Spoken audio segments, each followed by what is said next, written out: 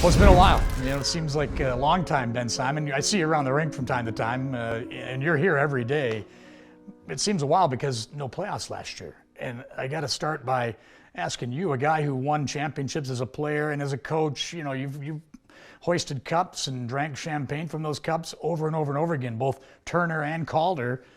To be out of the playoffs that early, both organizationally, it was tough, obviously, but you personally, Ben, had to be a kind of a difficult way to begin the summer months, huh? Yeah, well, it's been a long summer, but and it was disappointing. It's frustrating to have it happen under your watch, and being a team like Grand Rapids that has had success, especially in recent years, to not be in the playoff picture. But when you take a step back and you look and assess the season, we did some good things. Some players did develop.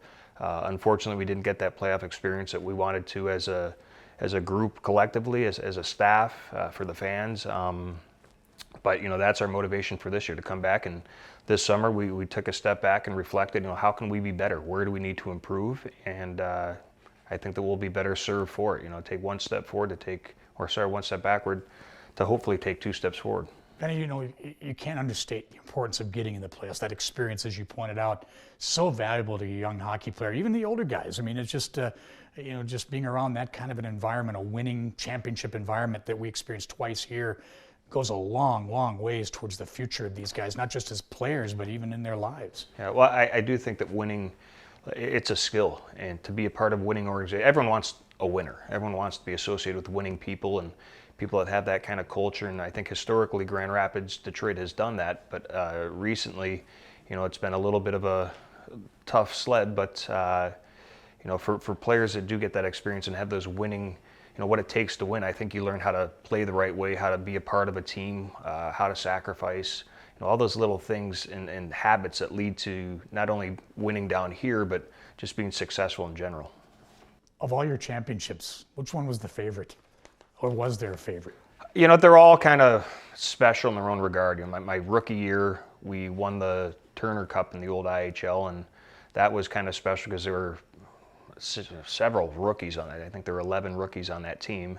It was our first year pro. You remember a lot of your first things that you went through. And then our second year, back-to-back, we won the Calder Cup in Chicago, and that was a fun run too. I mean, we had a different team. It was a different affiliation, and then here as an assistant coach, my first time as a coach, winning a championship. So it's a different experience being behind the bench as opposed to being on the ice. But they all kind of hold their special kind of regards, their own little idiosyncrasies for different reasons. But it's the people that you remember, I think, the most. It's you look back and you don't really remember all the games specifically, but you remember the people and the fun you had and the journey that you took together.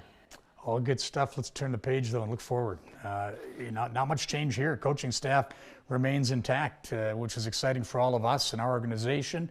A little bit of a change up top with Derek Lalonde taking over for Jeff Blashill. How will that affect you in any way, Ben? I mean, it seems like it's a pretty seamless transition, at least as far as the relationship with the Wings and their coaching staff, because Derek Lalonde real well. He was an assistant or a head coach in Toledo, and then, of course, a head coach in Iowa of our league. Yeah, well, I've known, his nickname's Newsy. I've known Newsy for a long time. Really good human being, solid guy. I've talked to him quite a bit this summer. We've talked quite a bit just over the last little bit. A, when he was in Toledo, B, when he was in Iowa as a head coach here. So I've known him for a long time, and just over the course of the summer, he's excited. We're excited. I think he's going to do a great job. Blash did a tremendous job. Blash was always inclusive of our staff. Learned a lot from him. So, Jeff's going to do a great job wherever he ends up, and I think Derek's looking forward to leaving his mark on this organization. I think he'll do a great job.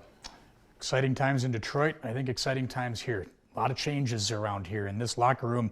Be a lot of new faces, Coach. So I know you're excited about it. Your assistants, Matt McDonald, Todd Krieger, Brian Mahoney-Wilson, Mike Knuble, all fired up about it as well. Let's talk a little bit about it, starting with goaltending.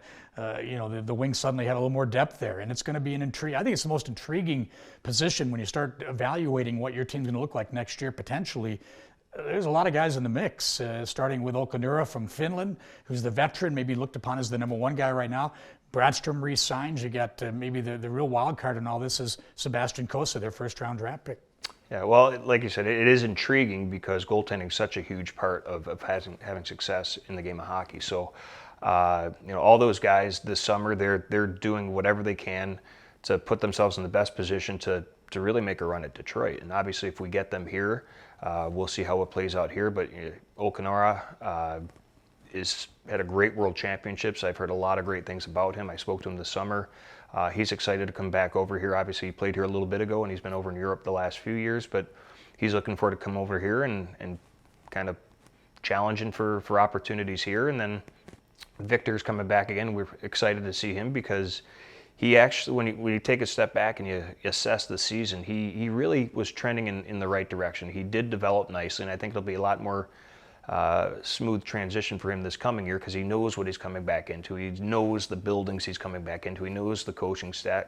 I think that familiarity is going to be a lot better for him. And then Sebastian met him at development camp, and he's excited. Anytime you get a young guy, and there's a lot of pressure, for a young kid that was drafted so high as he was, but I think that he enjoys that challenge, and he's a very confident kid, and he's an extremely athletic kid, and I think that he's looking forward to leaving his mark as a rookie here. His freshman campaign, I think he wants to come in and really turn some heads. So he's an exciting kid, but all three goalies, it's going to be great with the depth to push each other, and let's see how camp plays out. And there's a lot of things that can happen between now and our opening night here, so we'll see what happens. Well, you got the Spartan Lethamon too that will be in the mix somewhere down the road. Yep. We can go on and on talking about goaltending, but let's move along to the defense. You lose Ryan Murphy. That's a huge loss. MVP in the league a couple years ago. Played very well for you last year in a trying circumstance, obviously, with a team that did not make the playoffs. But you got veteran Stephen Kampfer, who kind of replaces Murphy in a sense. You can talk about that a little bit more, Benny. And then, others that'll surround Kampfer and company could be a Simon Edvinsson. I mean, everybody's got him ticketed to go to Detroit, but there's no guarantee of anything, really, as you enter training camp. Yeah, no, our back end, I mean, look at last year as compared to this year. Losing Murph that's like you said, a big piece of our D core, but guys that are coming back that we're going to lean heavily on. Brian Lashoff, Wyatt Newpower, Stephen Kampfer coming in. He knows this league. He was over in Europe the last year or so.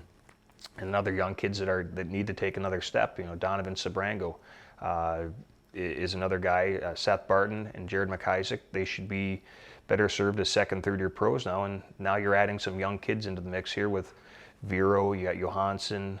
You've got potentially Edvinsson, like you said. So a lot. I'm sure I'm forgetting someone, but it's going to be, again, having more depth is going to lead to healthy competition, which is going to drive the level of play up on a daily basis and hopefully make us a better hockey team. Yeah, McIsaac could be one of those guys. This will be a big year for him. As he made some good strides last year. I know the Red Wings are still very high on him. Yeah, no, and Jared, a lot of people have to realize that he had not just one, two significant injuries that set him back a little bit.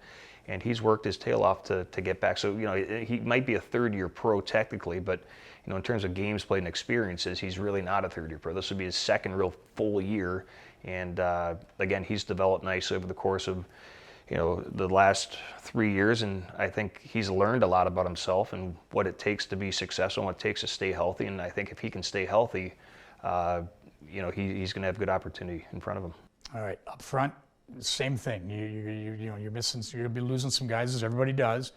One in particular, Riley Barber, potential 45, 50 goal scorer in this league if he were to be healthy and play 76 games down here. And of course, he goes up and down and plays well in the National Hockey League as well. But he's moved on, leaving behind those some newcomers that, boy, I tell you, we saw enough of Joel Esperance, point-a-game guy against us and many other teams for that matter. Matt Luff has got a big shot, big guy.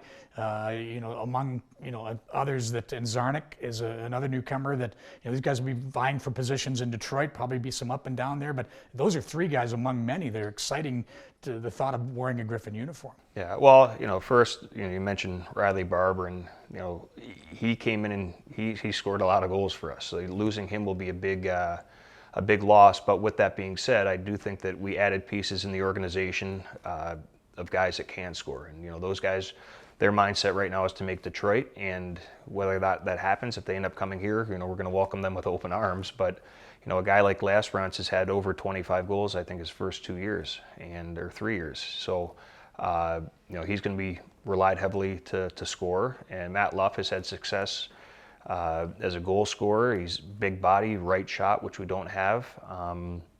And Austin Czarnik is a top centerman in this league, and obviously he's had opportunities at the NHL level. He's played well up there, and he's obviously produced at the American League level. So if those 3 guys come down here, that's going to give us depth to the guys and some of these other guys that are coming back to, again, hopefully be a little bit more, have a little bit more depth up front and be a little bit deeper or a little bit stronger.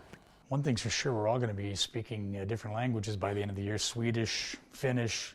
Got an invasion of the Scandinavians coming in. It's kind of the old days of the Red Wings. Remember back in the heyday, a lot of Swedes that were part of those Stanley Cup teams. It looks like they're kind of going back in that direction a little bit for good reason. You got some really exciting and, again, intriguing, use that word, prospects, including Elmer Soderblom, huge body up front. Yeah, well, again, I'm probably going to have to learn a little Finnish and Swedish. But again, these are players that were drafted or have signed. Andreessen was a free agent, but you got Soderblom, you got Johansson potentially, Berge potentially. I think all those guys, going back to Soderblom, big body, range. I've seen a little bit of video on him from the Swedish league last year. Andreessen as well. Like these guys can play. They can score. They're playing in men's league, so it's not like a typical rookie coming out of a junior league out of OHL. They've been playing against men. They've been playing seasons comparable to the American Hockey League, and we're excited. I think that they're going to be excited. They're going to help, again, drive the depth and the competition on a daily basis, and we're looking forward to it. Benny, when people ask all the time, I'm sure you get this question: what do you do in the summertime? People don't realize, front office, it's as busy a time as it is during the season. For you, 6 o'clock, 6:30 every morning, you're pretty much here. I mean, I think that says more about my life than it does about anything. No, it's you take time to really, not only as players, as a coaching staff, you want to get better. So I think you have to put in the time and the work to do that. And I think we have done that this summer. And I think that we're going to have better depth to play, hopefully a little bit different style than we did last year. And I think it's an exciting time where the organization's at. So it's hard work, but it's fun work. Benny, as always, all right, Bobby. Pleasure. Great to see you again. We'll be hooking up lots here coming up soon. Can't wait for the season to start. Yeah, it's coming soon. Looking forward to it.